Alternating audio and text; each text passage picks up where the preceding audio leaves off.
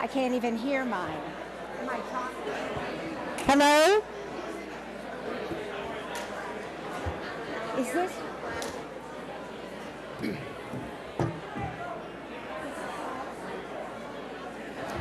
Hello? Hello? Are you able to hear me? Getting there, getting there. Hey! If you can hear my clap, would you sit down and tell the person next to you? I'm making this up as I go along. Is there something wrong with the mic pit roof that doesn't seem to be working? I don't know. It's so funny because years Do you want to try one? No, please. Here. You're okay. Okay. Thank you. Two things. I'd invite you to sit down.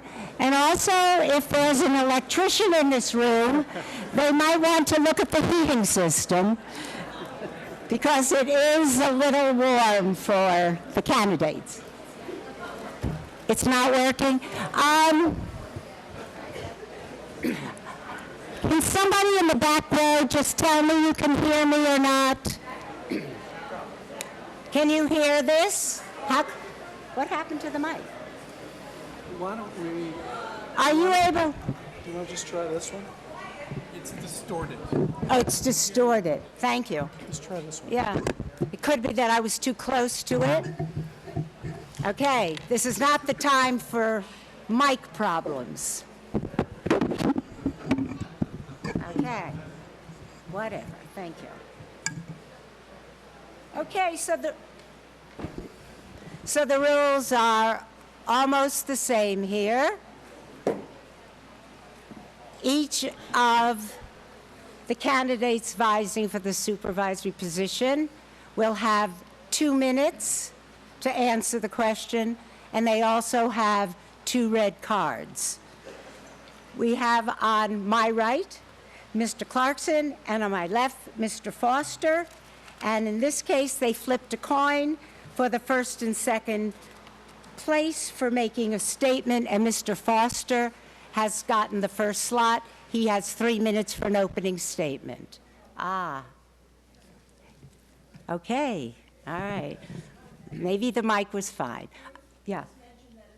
Oh, yes, I have neglected one more thing, but thank you for reminding me. Some of you wrote questions specifically for a candidate, and that we have eliminated those. We make general questions that each person can respond to. So if you wrote one of those and you feel you could rephrase it, this would be the time to get another card, bring it over, they'll pick it up, and then I'll be able to ask. So we have about an hour, so let's get started. Mr. Foster, please. Thank you. I would like to thank the League of Women Voters, the Council of Churches, the Spotlight, and the Bethlehem Chamber of Commerce for hosting this forum. I would also like to thank Mr. Clarkson for being here this evening as well. Most importantly, however, I want to thank the residents who came out here tonight to learn more about all of our candidates. My name is Jim Foster, and I am running for Town Supervisor because it is imperative that we restore responsive and responsible leadership to Town Hall. As a third-generation Bethlehem resident, I am proud to call Bethlehem my hometown. Community involvement and service are critically important to me, so shortly after I graduated from Bethlehem Central, I joined the Ellesmere Fire Company, where I remain an active volunteer firefighter. I went on to obtain my bachelor's degree in government from Georgetown University and quickly advanced to become a senior auditor and an advisor at an international accounting firm, where I held a top-secret security clearance and advised large government agencies such as the Department of Defense. In 2007, I left that position to attend Albany Law School. While in law school, I resided here in Bethlehem and continued to serve as a volunteer firefighter with Ellesmere. After graduating from Albany Law, I accepted a position at a large and highly respected international law firm where I've spent the last several years working on large and complex cases. Recently, however, I saw that Bethlehem needed help. So, like many of my volunteer firefighter friends, I put my job on hold with no pay to answer that call and serve the community once more. That is why I'm here today running for Bethlehem Town Supervisor. Bethlehem needs help. Under the current administration, we have seen the quality of our town services eroded and our community divided by unnecessary controversy. As a responsible leader, I will not simply maintain services.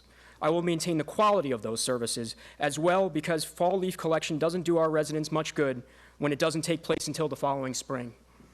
As a responsible leader, I will resolve discord and disputes before they turn into costly legal grievances or public outcry. A leader is only as effective as the team behind him or her, and I am honored I have the support of so many of our residents and town employees. As a former town employee myself, I have worked in our highway department and parks and recreation departments, and I have seen firsthand how talented and dedicated our workforce is. As town supervisor, I will work with our town employees rather than against them in developing ideas and strategies for reducing costs while not sacrificing public safety or the quality of services we provide. As an attorney, I have led and energized large teams of professionals before, and I will do that again here. A responsible leader must also take a proactive approach to problems and not allow complaints or warnings from residents to go unaddressed. As an attorney and trusted government advisor, I made a career of solving problems and responding to the questions and concerns of clients before things got worse. As town supervisor, I will put those skills to use to avoid preventable disasters like the Normanskill landslide, which could ultimately cost Bethlehem millions. This is a pivotal election for Bethlehem, and we face many challenges ahead. However, with your assistance and input, I know that we can work together to get Bethlehem back on the right track. Thank you.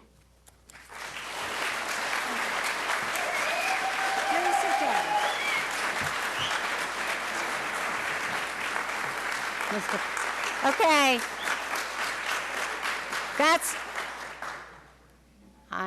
For those of you who might not have been here before, we take applause, but this isn't, as I said, a political rally. I would like you to extend to each of the candidates the kind of respect you would like extended to you. Mr. Clarkson. Thank you. Of course, I'm going to thank the League, the Council of Churches, the Spotlight, and our new sponsor, the Chamber of Commerce. It's wonderful to have everyone here. We have an overflow crowd. That's great. Having a well-informed electorate is critically important, and these forums really help do that. I want to first start, because I've done this before, I'm going to introduce my wonderful wife, Connie Clarkson, who's in the front row. Our adult sons are not here with us, our young men, we should say. David is at Geneseo pursuing physics and calculus, and Matthew is in the West pursuing rafting and skiing. So a balanced set we have, but we are now empty nesters, primarily, and we love this town. We came here when we were having children. We knew that it was the place we wanted to be. I've been in Albany since 1978, Connie slightly after that. But I think like most people, we came here because we saw it as a great place to go and raise a family. That's how everyone views this town. Now that we're here and approaching empty nesterhood, we know that we want to stay because it's a great place to grow old, too. And I think that's tremendously important, to keep those services that keep seniors here, to provide housing alternatives that seniors may want. And I'm also seeing more young people than we had in town when I first came here. When I first came here, it was primarily middle of life, raise a family type of community. Old and young are wonderful. They spend money, they enrich the community, they help keep the restaurants here, and the community is really getting more lively. All of these things are wonderful. Now, I have a strong record, I think, as supervisor. I've been here 4 years. There was a lot of talk of different things that were desired among the board debate, which was very good. But, you know, unless you match your revenues to your expenditures, you have a problem. I think David Van Leuven expressed it as wanting this much services with this much money. Every government in the capital region at all levels has to do that. Every government has to reach that task. We've done so very well here in Bethlehem. And as a result, we are able to do the things that people like. We're able to build new sidewalks. We're able to invest in repairs to our infrastructure. We are able to do nice things with our parks. Other communities can't do this. So I put that out there as the reason. It's one thing just to talk about the finances in isolation, but you've got to see what it means to people. I think everyone knows that as supervisor, too, I'm not a person who ducks issues.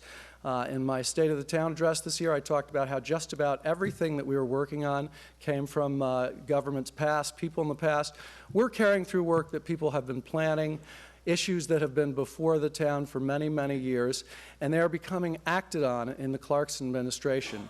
We have been very aggressive in going after those issues, and when you act on them, when you move forward, you put the town in a better position, and I think that's very, very important in a supervisor. Thank you.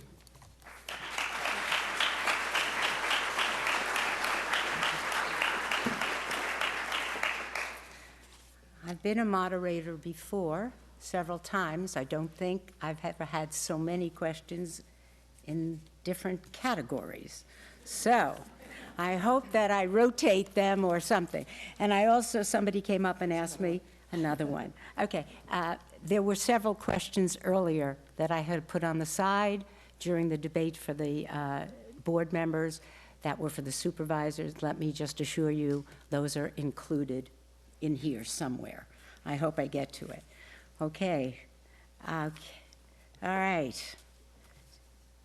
Okay, I'll start with this one, and let me see, we're going to start Mr. Clarkson, okay? And you do have 2 minutes, if you want to use them, and 2 red cards.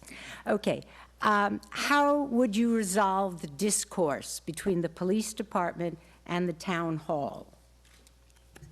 Thanks. That's a very key question and a difficult one. I spoke just minutes ago about taking up issues that had been around the town government for years.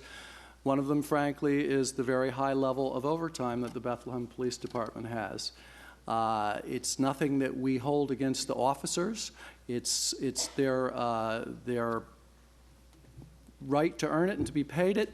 But we have to look at systems, we have to look at management, and we have to look at where it comes from. It goes back a very long time. I've spoken to town board members and supervisors going back at least to the time of Ken Ringler, and this is not a new issue. As I said, we have to make sure we have the money to do all the things we need. And if money that's going into overtime, annually growing, is not going into other things that we may need, so we have to watch everywhere. When we took up this issue, we knew it was going to be difficult. We knew very much that it would be. But the board and I thought that after so many years of looking at it, that it was time to do something. We looked at every metric we could and found that it was exceedingly high. We looked at the causes and found that it was not a lack of officers. Indeed, overtime had been higher when there were more officers. We found it was, frankly, scheduling that didn't match peak needs, and we addressed that. We'd like to do more, but it will require agreement with the police unions to go to different scheduling hours. We looked also at time-off procedures that were unsustainable. All of us have to request time off in our jobs. There was kind of a practice of time off on demand, and we had to address that. There are a lot of other things I think we want to do for the department, including equipment, a new CAD system. How do we resolve this? Well, I think we work through it. You are seeing a lot of pressure, no doubt. I've had some people express concern about that in several different ways. And I think the way we can best resolve it is by all behaving in a civil, dignified manner and working with each other as colleagues. I know that you may see some things in our town that are disturbing, but when we speak personally, it's a different world. And I think that we are on the verge of perhaps having some negotiation success as well. Thank you. Mr. Foster. First and foremost, we need a responsible leader who will put this issue to bed once and for all. Mr. Clarkson talks about a lot of options and what he will do to resolve the discord between the police department and town hall. Well, the current administration has had almost a year to reach a resolution, and yet we don't have one. The Bethlehem residents need to find a resolution, and as do the police department. There's a huge oversimplification of the issue. It keeps time and time again, whether it be in our town magazine or the Spotlight, that the issue is overtime. It's much, much more complex than that, and the voters deserve to know that. The issue is that the police departments want less overtime, not more overtime. There are many officers that have families, children, young children that they want to go home to, that they can't, because right now, under existing policies, trying an attempt to curtail overtime, they aren't allowed time off. In fact, we actually just read in the Times-Union yesterday that this issue came to a head as they were working through the more than 24 grievances that have been filed against the town. Well, they just worked through 2 of them, and the ultimate result was a ruling against the town in which they found that the policies put in place to curtail overtime violated contractual rights and obligations. As an attorney, I will avoid these missteps that are going to cost taxpayers tens of thousands of dollars to resolve.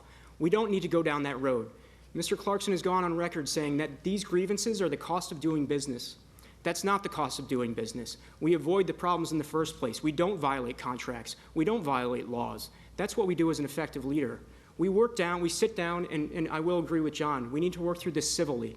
And we need to sit at the negotiation table like I've done time and time again as a lawyer and talk with opposing counsel and make sure that we're working for all the right reason, and that's the residents of Bethlehem. And first and foremost, we need to make sure that we have an effective, adequately staffed police force to serve you, the residents of the town. If we lose our police force and our sense of public safety, what else do we have?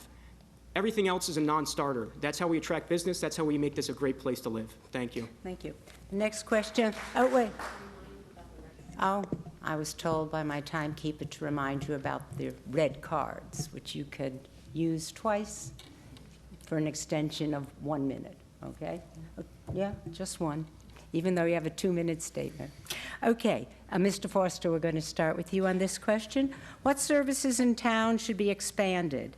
And is there a way to do this that is fair to all taxpayers? Well, I think that's a great question. We need to, before we look at expanding service, look at what services are being diminished. When we're thinking about managing the town, we need to think of responsible financial management, and we can't just willy-nilly decide that this group needs more money or this one needs less. We need to look at priorities and decide why we established our town government in the first place and why our residents look to the town for different services.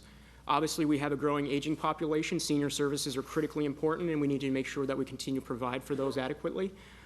Just as much as I just emphasized that we need to make sure that we continue to provide for an adequately staffed police force. However, none of these programs should take precedence over another just because of the department title that they bear. Again, I've worked in the highway department myself. I've worked in the Parks and Recreation department. I've seen how those operations work, and I've also seen recommendations from our employees on how we can do things more efficiently. So before we look at expanding operations, I think we need to look at efficiency. And one of the things I hear time and time again in talking to our many employees, many of whom I work with in the fire department and many of whom I consider friends, are that unfortunately our highly talented and effective workforce are not being listened to.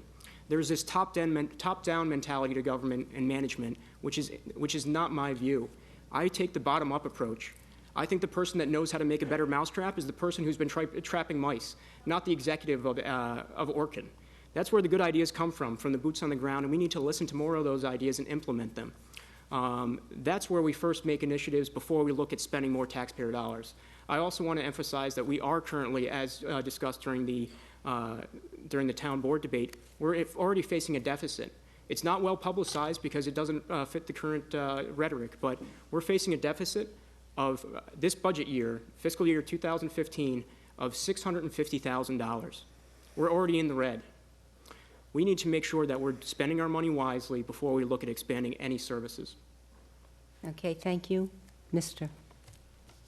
Could you just repeat the question one more time? Okay, sure. What services in town should be expanded? And is there a way to do this that is fair to all taxpayers?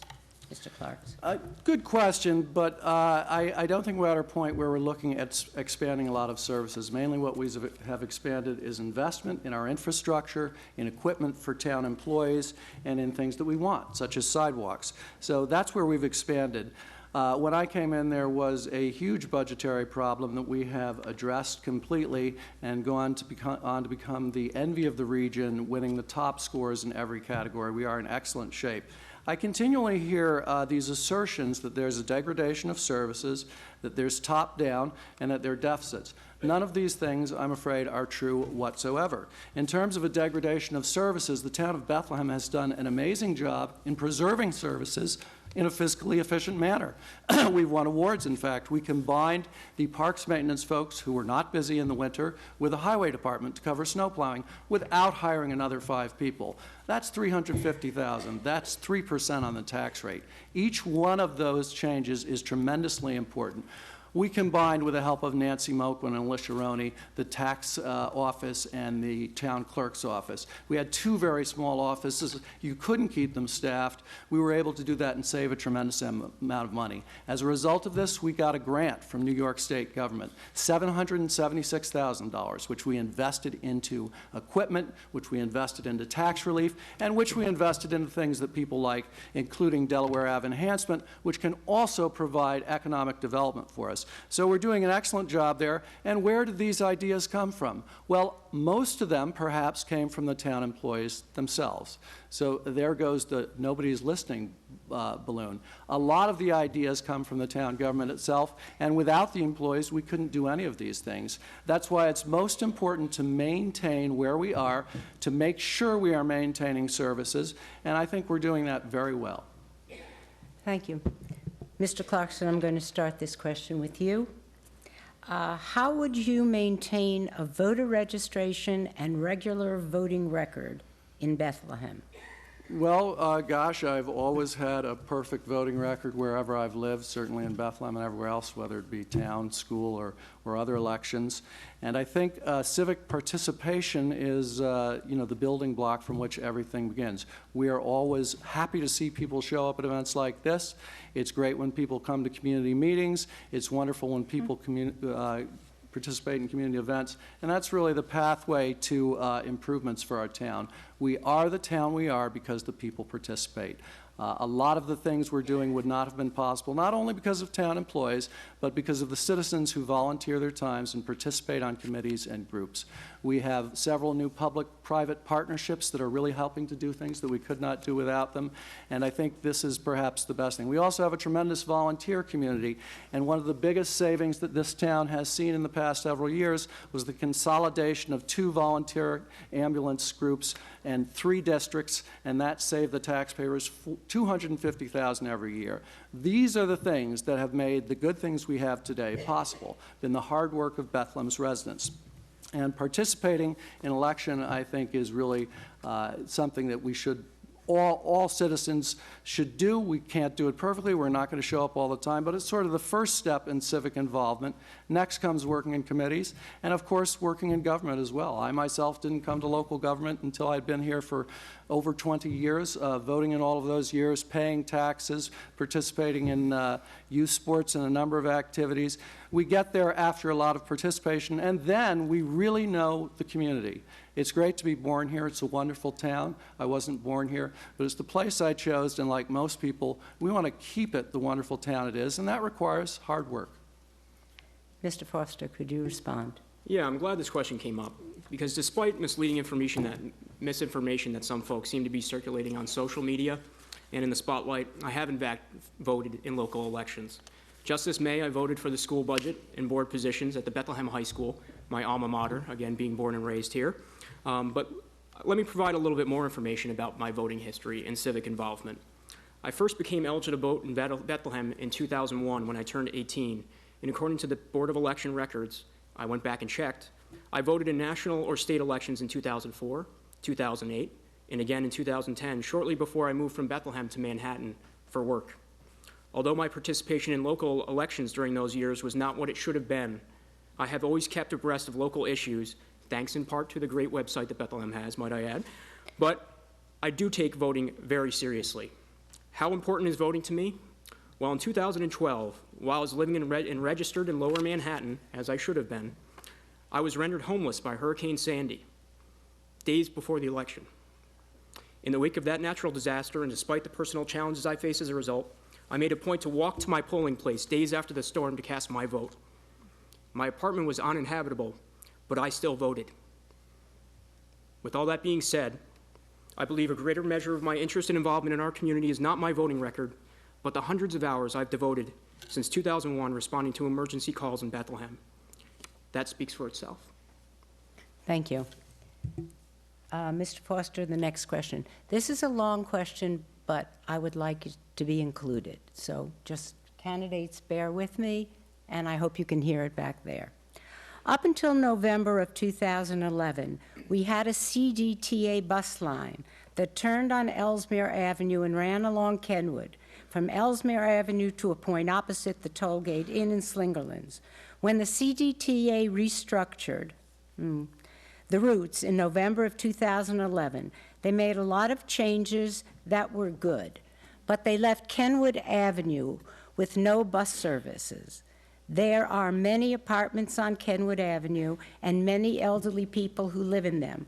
Will you try to get the CDTA to restore the Kenwood Avenue bus route?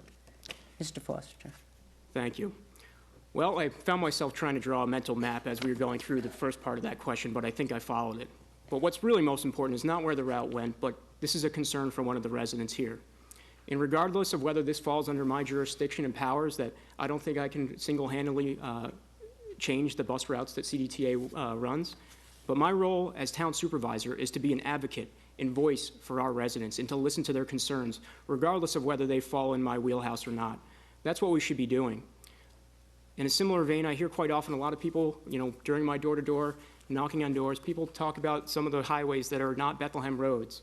You know what? We shouldn't be just merely saying, well, shrugging it off, not town of Bethlehem issue. No, we should be facilitating the conversation with DOT in New York State and making sure that we are filling the potholes, some of which are along Delaware Avenue, and I think probably we are working towards those solutions. But again, this is an issue that we need to be responsive to our residents across the board. I come from a career in client service. I worked in both a consulting practice as well as at a law firm. My phone would ring at 2 in the morning, and when a Dutch bank would call on a Saturday and say, we've got a crisis, I couldn't say, well, you know what, I don't go on duty until Monday morning at 8 a.m., so you'll have to wait. Or that's not my issue, actually, I'm a litigator, that's more of a contract issue or something that should go to one of our other practice groups. No, we need to respond to those concerns and make sure that our client felt well represented and like they were getting their money's worth. And that's my same approach to town government. Do the taxpayers feel that they're being listened to and getting their money's worth? As an elected official, I feel that they should always look to me and say that Jim Foster is responsive. He heard me. I called him. I actually had a great conversation with a potential voter the other day where I spoke for an hour with somebody I didn't even know. We had an excellent conversation that day, and I look forward to even having more exchanges over the next several months. Thank you so much. Mr. Clarkson. Thank you. Responsiveness is terribly important. I recall the cutback of that bus line. I wasn't in town government at the time, but more recently, CDTA took back some trips on the Delaware Ave route. We had dedicated community activists, and I know some of them are here, who came to town government, said, we need help. We said yes. We organized a meeting. We held them there. We brought in CDTA. They ended by apologizing and by restoring much of the service. So it's the community and town government working together that gives us the most strength. State roads were mentioned. Yes, if you're hitting a pothole in the town of Bethlehem, you're likely on a state road. We don't say we have nothing to do with this. We meet very regularly with New York State DOT. We have a long list we go through, and it's a program of constructive engagement. We were able to get the state portion of Kenwood Avenue repaved because it was in terrible, deplorable condition. People would come to us, we would explain, we would also call them. Ultimately we said, you know what, let's stop explaining and call them. Let's connect them directly to the New York State Regional DOT office, and that worked. Kenwood Avenue got repaved. We're doing the same in other areas. Glenmont, Furibush Road, and 9W, that is the worst intersection in town. New York State DOT knows it. They did a study with us. I've met with them at least 3 times and mentioned that, and we keep mentioning it. But we're doing more. When a new business comes in like CVS, we put that money aside. We make them put some money aside to help make improvements to the intersection, and we make them give us space. Eventually, we will get that fixed, but it will take a long and protracted effort with New York State DOT, and that's precisely what we do. Last issue, the Maple Avenue sidewalk, that was something that people had requested for some times. We heard about it when we sponsored a community meeting in Selkirk. It was difficult. They were promised it 10 years ago. We found a way to make it work. Our engineers worked for a year with New York State DOT, with the federal regulators, and with CSX, and found a way to get over that railroad crossing without spending $1 million, and now they have a sidewalk there. Thank you. I'll let you take a breath or two because you are the first responder to this question. Regarding the Normanskill landslide, how did or how would your administration have handled concerns from residents regarding trucks delivering fill that was dumped on the banks of the Normanskill at the Country Club? Well, I heard about the trucks when I was talking to a resident about another item. I immediately contacted the building inspector, who contacted engineering, and they said, oh yes, we had caught this in late December after some residents called. So as soon as the town was called, the building department and the engineers responded. It turned out Normanside had been dumping for some time. I don't know that they knew that, but they worked with the club to try and address it. You want to fix the problem. So they tried to address something that was not being properly. The club brought in an engineer. The engineer gave a plan. There's a long history there. Yes, there was a landslide, and that was a bad thing. But one of the things that disturbs me very much about my opponent's campaign is this seems to be one of his main pillars of it. He says there was a landslide landslide, it was bad, it was the town's fault. He's really talking about the town employees who do this work. Supervisors are not engineers. They don't issue permits. And I think it's a destructive thing. The town has worked instead to solve the problem first. After the landslide, we worked with the City of Albany, the county, and other emergency service managers to repair it. We didn't ask who's responsible, what's happened right now. We asked, how do we fix that? We went out there in the middle of the night with the engineers. We worked all night long, and the emergency channel was dug. After that, we worked with the club, we worked with engineering firms, we worked with New York State DEC, the Army Corps of Engineers, and said, how can we come up with a plan to widen this channel so it will survive at least a 50-year flood? That was done just this October. After a lot of work, it was done with plans made by the town of Bethlehem, and that's very good. At this point, there is a consent order between Normanside Country Club and the Department of Environmental Conservation. The work, most of it has already been done to repair the, to widen the channel for a 50-year flood. So that's very good. The club also, under this consent order, must make a plan for the full remediation. I'll have to use one of these if I may. And they are doing so. Again, all along we have helped. We helped the club with the studies. We helped get a good firm to help do the work for them for much less than they had been planning. And New York State helped. The governor brought in the National Guard just before, in preparation for Hurricane Joaquin. I hope I pronounced that correctly. And that was a tremendous help to the club, too. So the town has spent some money making these repairs. We didn't ask questions when we were in the teeth of an emergency. We do believe we are going to be reimbursed through New York State Community Development Block Grants. We've been in communication with the governor's office throughout this process. And so we solved the problem. We found funds. We hope very much that the club survives and thrives, and we think everything we have done has gone in that direction. I do not see this as a great campaign plank to say, look, the town's responsible. Nobody else believes so, including the mayor of Albany, including the Department of Environmental Conservation. The mayor said the law is clear. The landowner is liable. We want to help. We want to make sure it's get fixed, but I think scaring the public is not a responsible act. Thank you. Mr. Foster, please. Sure. John, you said earlier that you would always confront issues head-on, and you'd be truthful and honest. Well, perhaps you don't recall a meeting in April, shortly after the landslide, when a resident stood up in that meeting and said, John, I called the town in October, or at least in the fall, I believe he said October, and he was a Salisbury resident, and you said, oh, concerning, and he said the hundreds of dump trucks that rumbled past my house. And you know what you said? Call my office tomorrow. So anyway, I realize this is not a back and forth, so I'll just let that hang out there. So the town was on notice long before December. So you know what? We're being told half-truths.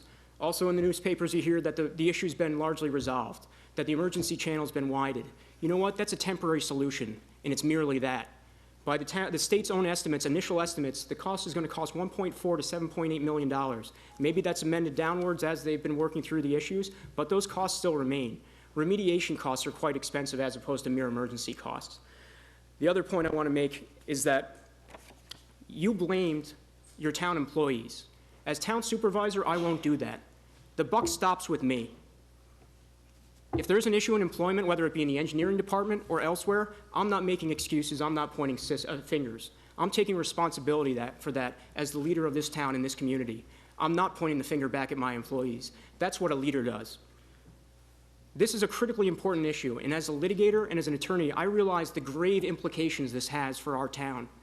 You said that the mayor of Albany has conceded that Normanside bears the responsibility.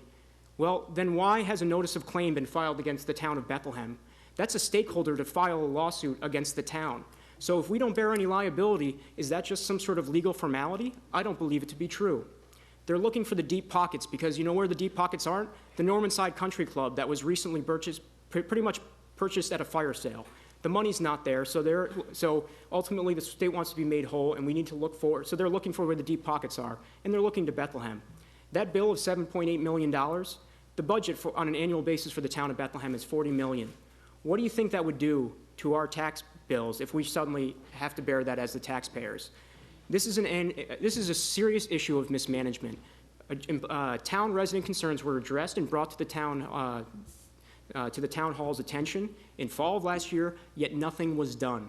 In fact, In March, after they put a temporary halt to work on the slope in January, fast forward to March, the engineering department granted a permit allowing further work to be done on that unstable slope. And fast forward to a few weeks later when there was a landslide. Finally, with respect to transparency, you're not being told the whole truth. I requested documents relating to this landslide. So did the Times-Union. They received certain documents, I received other documents. You know what was missing? Emails from John Clarkson that were embarrassing to him. Okay, thank you. The next question, I'm going to start with you, Mr. Foster.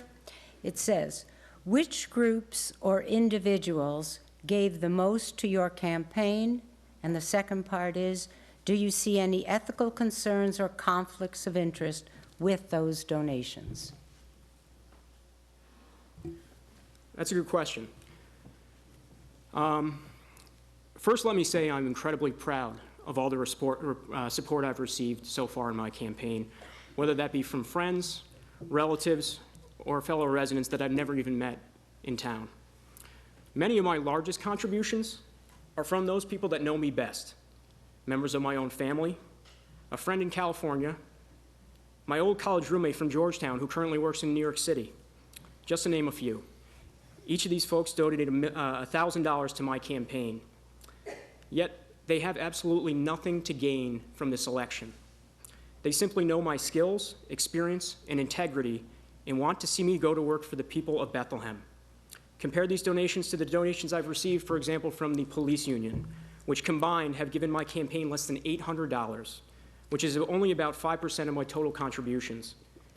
Well, I assure you, the taxpayers of Bethlehem, $800 is not going to influence my decisions, nor will it influence my vote. In fact, Jim Foster is not for sale for any price. I make up my own mind, and the only people I work for are the residents of this town, regardless of political party and regardless if they donate to my campaign or not. By contrast, and despite running on a record of transparency, we don't know where many of Mr. Clarkson's contributions come from. Nearly 40% of those contributions, totaling over $5,000, are unitemized, thus hiding the identity of donors. In addition to those mystery contributions, Mr. Clarkson has also received several donations from local developers, including those involved in the Vista Tech Park project. One of those contributors, J.R.N. Development LLC, has been cited by the Times-Union as being an entity used by major developers to circumvent campaign contribution limits. These are things that are critically important, and we need to make sure that we are truly being transparent and honest with the electorate, and that we aren't being beholden to special interests, and that we always represent the town residents first, special interests last. Thank you. Mr. Clarkson, could you respond to this? Certainly. First, I can't leave hanging out what Mr. Foster has said. We did get in touch with that man from the meeting. Staff talked to him. Best you can remember, it was late December. He wasn't sure who he called, so they couldn't find a record that showed where he'd called, nor was he insistent after they discussed it and they got more specific about the dates. You said that I blame the employees. No, I did not. I think they did the right thing. I'm standing behind them. I think they did the right thing. They tried to fix a problem that was in process, and after the landslide occurred, they have done the best job anyone could to help get that remediated quickly and at savings to the club. Your transparency charade there. You had a FOIL request right after the Times-Union. My only instruction to Nancy Moquin, our clerk, was get everything out, get it out right away.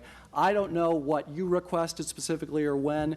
You're trying to say that's an email that's embarrassing to me. It's not embarrassing at all. That was the email I sent when I heard from the neighbors. Anyone can see it in this room. I'll give you a copy.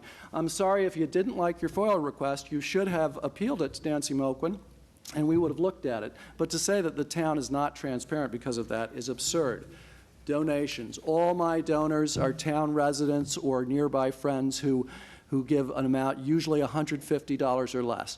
You are not required to record donations over $100. Most people who give small amounts don't want to be listed on the Board of Elections website. We have done everything completely and ethically. And to say that that's a problem after the amount of money you have received from the unions, who you seem very committed to, and it's great. We support our Bethlehem police too. We like them. However, taking money directly from a union, and according to the Times-Union, apparently making promises for the future, that's troubling, I think, to many people. So let's get serious about what's going on here. We have a candidate who needs to have a campaign about something, so he is clutching at straws. The next question, I'm going to start with you, Mr. Clarkson. Give details of your understanding give details of your understanding and plan for maintaining our sewers, water, and infrastructure. Well, about 72% of our $55 million capital plan goes to water and sewer. It is the biggest investment we have. Before I came to becoming town supervisor, we did not have a multi-year capital plan. We do now. And it's not just a wish list. We plot out what we think we're going to spend for 5 years. We look at what the debt service costs are going to be, and then we build it into our financial projections. We are, again, the only government in this region that does a multi-year financial projection. Now, this might sound boring and trite, but what does this do? This puts us in a position to make the repairs that we need to make. This keeps us from running astray and buying things that we think we might like because they please us this year, or adding a few staff where we really can't afford it if we're looking at the long-term picture. And that's what we have to do. We are about to begin again, I think in January, another look at town water. We have inherited 20-year deals that were not great, that we no longer need. So we are going to go through a public and very detailed evaluation of what we needed for water and what our best options are. That's a critical question for the town to consider, and so we're going to do that, as we always do, in public, presenting all the facts. Infrastructure is boring, right? We don't like to fix our roofs or our plumbing. It's no fun. It makes a big mess, and when you're all done, all you have is a roof that you had before and plumbing that works. But the town is doing a lot of it because it is the responsible thing to do. And I know that it has been difficult with some of the work because we're doing quite a lot of work. We finally replaced the sewer line under Borthwick and the water lines. People have been complaining about that street for years, saying, what's wrong with it? We say, we have to get to it. This administration, over these 4 years, has taken up the investment that we need to make, and that is tremendously important, as dull and boring as it may sound. Mr. Foster, could you respond? Certainly. I agree with Mr. Clarkson on many of these points. Investing in our infrastructure is critically important, and you know what? John has done a fine job of doing that, and I agree with him on those points. What I don't agree with, though, is how the priorities and how we spend. Our infrastructure, our sewers, our water, they aren't sexy. People don't like those issues, and because you know what? They're underground. You don't see them. You only know about it when all of a sudden the water main breaks or something inconvenient happens. But we need to invest in these projects, and that's critically important, and I agree there. What we can't do is then appeal for more when we're already dealing with tight budgets, fiscal constraints, and deficit spending as we currently have projections right now for fiscal year 2015. We're in the hole, by your own estimates, Mr. Supervisor, $650,000.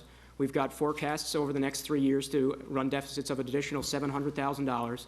That's $1.3 million of spending down our reserves, which you advised against 2 years ago at the same forum. Those policies say that we have to tighten our belts. And you know what? Right now, we're proposing borrowing $1.8 million for essentially a Delaware Avenue beautification project. That's not core infrastructure, and that's not critical infrastructure. That's window dressing. And you know what? I realize it might have, down the road, the potential to bring in some tax dollars, but you know what? If somebody's going to Swifties or if somebody's going to the wine bar, I think they're already going to Swifties or the wine bar. It's not because they're attracted by some nicer sidewalks. If we have the money, certainly we should plow them back in here and hope to attract more businesses. But I don't see the return on investment here right now. We're spending, and we're going to bond out at a 10-year plan, the $1.8 million. Yes, we have some grant money in there, which is always good. But I also remind you, grant money is taxpayer dollars, just as a reminder, that we're going to bond out these funds, yet we are barely affording our current infrastructure, and we're spending down our reserves. Thank you. The next question, Mr. Foster, you'll start with the answer. Will you commit to not appointing any officials of a political party as interim board positions or as deputy supervisors? Well, I think that's a difficult question. If you could pose it again, I think as I understand it, that they can't be... Will you commit to not appointing any officials of a political party as interim board positions or as deputy supervisors? Well, everybody has their party affiliations. and I would certainly encourage that. Again, I don't believe in party politics personally. I think a lot of, especially on the local level, I find that to be more divisive. The issues facing most of our communities are managerial in nature. There's not an ideological difference in how a Republican picks up leaves and a Democrat picks up leaves. You just pick up the leaves. But with that being said, if there's a chairwoman or chairman of the Republican committee, or for that matter, a chairman or a chairwoman of the Democratic committee, if they're the most qualified candidate, I would consider appointing them. I'm not going to rule them out just because of their political affiliation. I realize probably the politically advantageous thing for me to say right now is that, yeah, I vow not to appoint a Republican to the board or to any deputy supervisor position, which essentially is just in title only. They don't collect a salary for that position. But though I just don't see the expediency of making that statement, because I'm looking for the most qualified people for those positions. And as my deputy supervisor, if I do win the office, I would certainly consider a Democrat. If they're the most qualified and I feel they're the best suited to that job, I'm looking at that individual, regardless of whether they hold a position in the Democratic Party. Thank you. Mr. Clarkson, please. Yeah, just getting back to the last points raised by my opponent, you know, the New York State Comptroller's Office, perfect fiscal score, Moody's rating upgrade, and he's all worried about deficits and gaps. I think that's kind of silly. Our record is very good here. We're the only place that has these multi-year forecasts. We're the only place that does a reprojection of the current year, and we have done extremely well with that.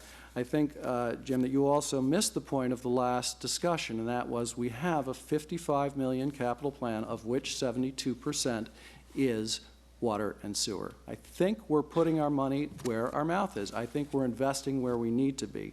We're going to keep doing that. Now, to this question, the deputy supervisor is basically the person who chairs the town board meeting in the very rare occasions when the supervisor's not here, in my case, and that's usually a member of the board, and I think that makes sense, so I'm not sure why one would worry. Most board members are a member of a party. The other question of an interim board member, well, that's an interesting question. We've done that before in this town when I was here. And we could do it again if Bill Reinhardt is successful for his run for the county legislature. I'm sorry, I think Herb Riley's here. But anyway, we could be in that position again. And if we do that, my position would be this. I think when the board appoints someone to fill an interim spot, it should be an interim spot. There are plenty of wonderful people of all parties who have been around this town for years who really understand the government, and I would look for one of them to step in and serve for a year so that we don't prejudge the voters and offer them up an incumbent to run against them. I think that's the best principle, and I know there are many who would do it with great experience, so that's probably what I would look for. Okay, Mr. Clarkson, this next question. I'm looking at the clock again, trying to get the most we can for all of you. Do you believe Bethlehem is a transparent town government, and what would you do to make it more open, and how would you increase citizen involvement? Great question. This town is and has been one of the most transparent and one of the most involved citizenry of any towns for a very long time. I would say that trend has continued since I've been here. We had a transition committee that proposed a whole bunch of ways to increase citizen involvement. We tried each and every one of them. Some worked well, some didn't work as well. We've had 10 citizens advisory groups since I've been town supervisor, 10. Each one of them has reported, we have acted on it, we have moved forward. So I think we're doing very well. There was a lot of talk at the earlier debate of different methods using social media.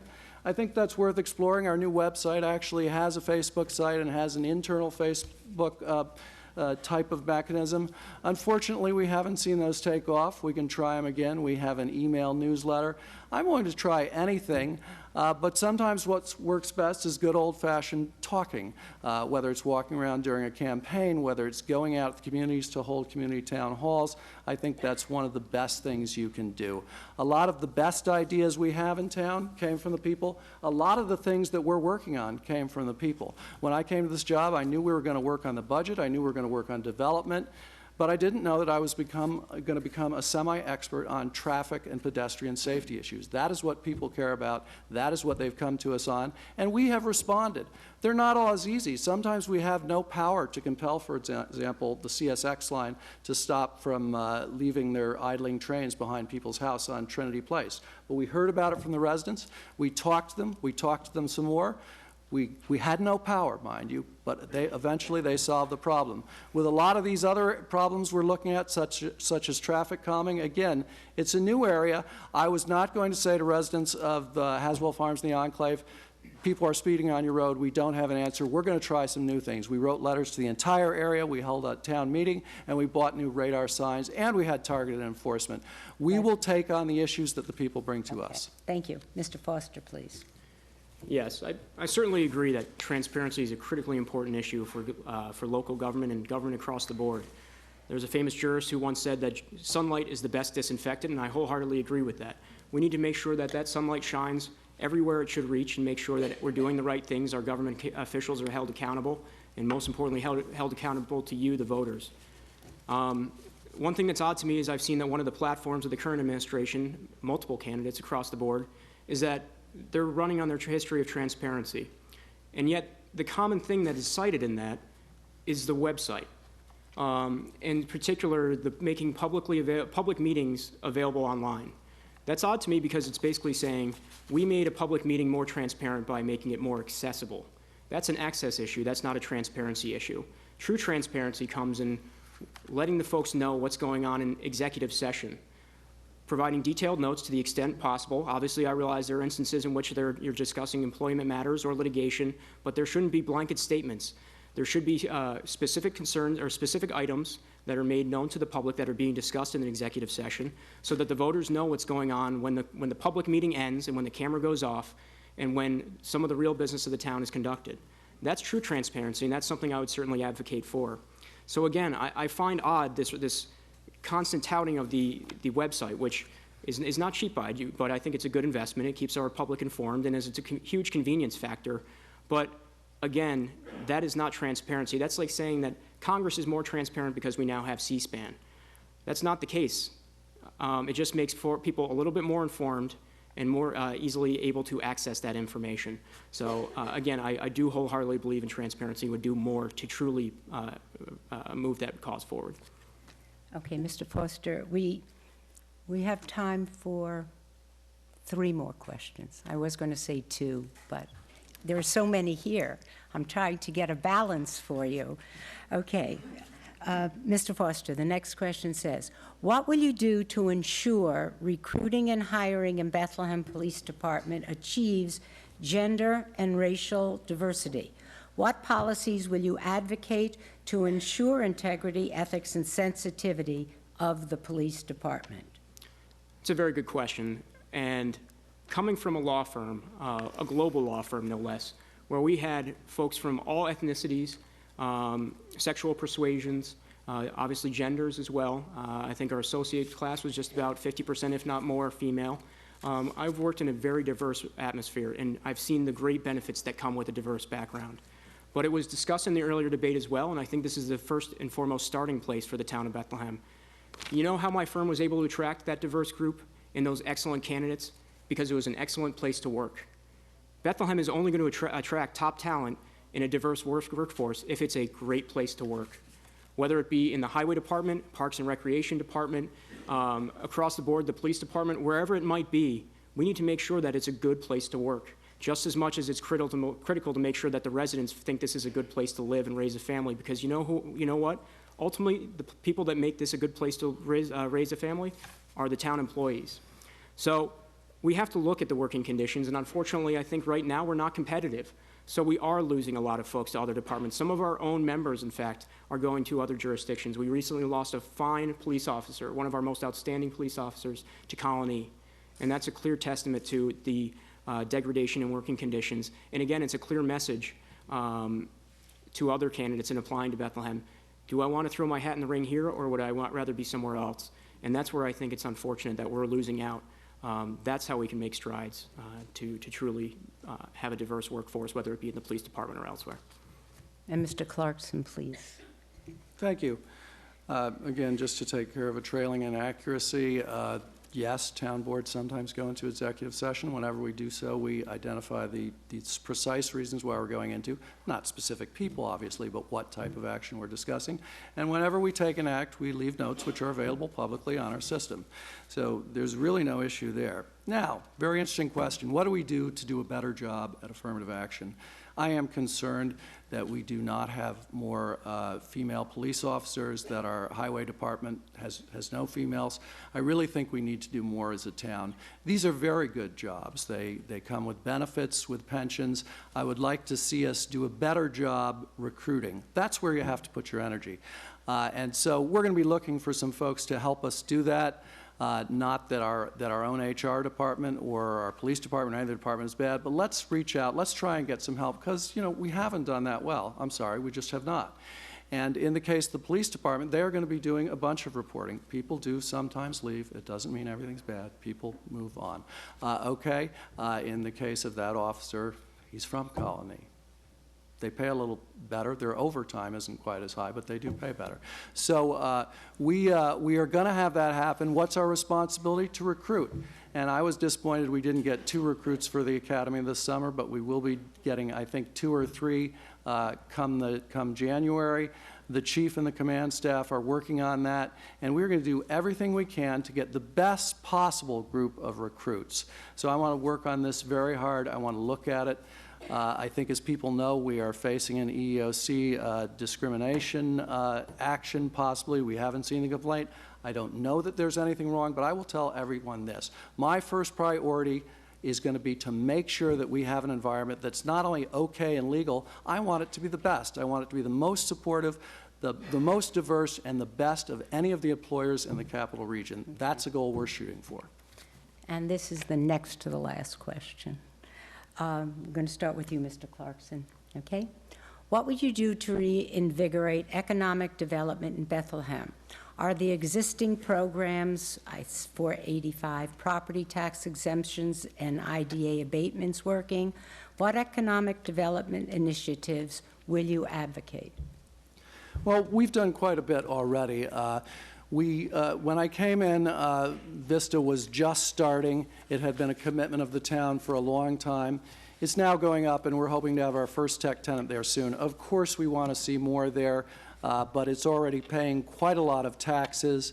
We have, I think, 350 jobs there. We've got about $25 million in investment, and they pay about $300,000 to $500,000 going up over the years. Everyone talks about the IDA abatements, but those phase out every year. So that's the idea. You give an incentive, then each year you get more property tax revenues. We've also taken up the economic development strategy that was advocated by the 2020 Citizens Group, including a group of economic development experts. We hired one more person. We do that very rarely in this town, but we felt that it was necessary to have boots on the ground, someone working on economic development. That person has produced marvelous results. As a result, we've gotten a $200,000 program which is providing micro-enterprise grants to small businesses in Bethlehem, reinvigorating what were empty or run-down storefronts on Delaware Avenue. And you took a shot earlier, Mr. Foster, at the Delaware Ave Improvement Grant. I think you called it window dressing. Well, if you were around in 2007 and 2008, prior administrations, when a large group of citizens got together and said, this is what we really need to reinvigorate our town center, held a series of meetings, and the town made a commitment to this, you might see it differently. What Bethlehem has that Colony doesn't have and Guilderland doesn't have is a nice, definable village town center that really makes this place a wonderful town. Investing in that and making it hum for business is very key. That's what we want. Yeah, Swifties and the Perfect Blend and the Twisted Branch, they're all great. Let's have some more of those. Let's spread that all the way down Delaware Avenue. This is the historic Main Street, and it improves all of our lives, and it's worth investing in. Mr. Foster, please. Certainly. Well, the fact is that we aren't attracting enough business here in the town, and the budget shows it. Right now, we have a deficit of $650,000. That's because revenues are not meeting expenses. It's plain and simple. It's been looked at in the 2020 study, the comprehensive plan across the board. It's well acknowledged that we have a structural imbalance in our tax base. It was alluded to before during some of the other debates, and that imbalance is namely that 80% of our tax base is residential, 20% approximately, I'm just using rough numbers here, 20% commercial. The desire, ideally, was to move incrementally more towards a 70-30. If we could move even further than that, I think it would be in the best interest of the community. But we have this structural imbalance. And the fact is that for each residence that's built in the community, the average home saps about $1,800 in services more than the property taxes that are paid. So we really need to offset that with greater economic development in the commercial sector, non-residential